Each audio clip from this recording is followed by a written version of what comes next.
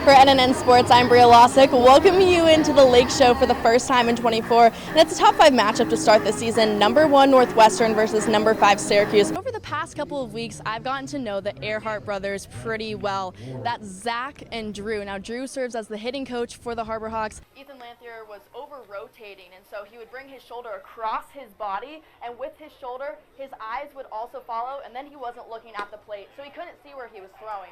It sounds simple, but it makes a huge difference. You're very active in BP, helping out the kids with their swings and everything. What are some of the things that you're telling them? You know, just some general stuff is balance in the box, make sure there's a little bit of a quieter demeanor when you're talking to me, but that bat flip was loud. Where did that come from? I don't know. It just came out as soon as I hit it, and I... You said when you first found out what the Select Fest was, you said, I want to make the bubblegum guy. Now you are the bubblegum guy. How does it feel playing here? It feels great. Just go with nickname Skittles because I like them. Well, you're upgrading from Skittles to a steak dinner. I talked to your parents and they said that that's what you're getting because you're an MVP. How do you feel about that? I like it. Here with the Pelotero MVP for the 12U Select Fest, Raymond Minaya from Staten Island. Raymond, you said it was your goal to make it to the Select Fest this year after one of your friends did last year. Yep. You didn't. Now you worked for it.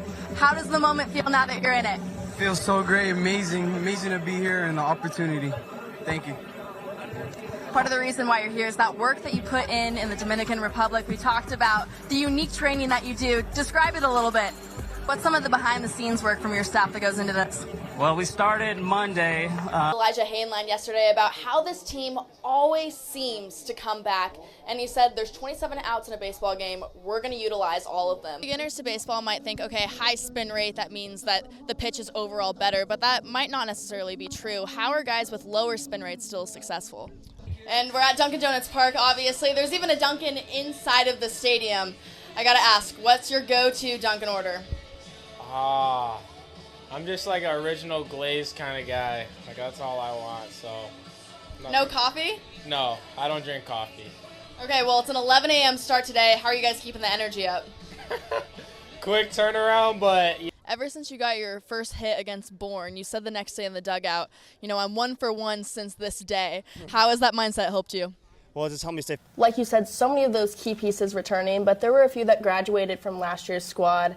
Haley Radigan, Elle Hansen, Allie Berkery. So there will be some production that will have to be made up. Who from the newcomers has really impressed you? Well, you talk about the newcomers. Strikes, move the fastball around, and I did a good job of it, so that's all I could ask for. You did do a good job of it. You actually threw your fastball 87% of the time. That's not usual for you. Why did you feel so confident in that pitch? You tried to extend your double earlier in the game to a triple, but got thrown out at third. Yeah. How did it feel to finally slide in safely in the 8th? I was smiling around in second base because I knew I was going to get it.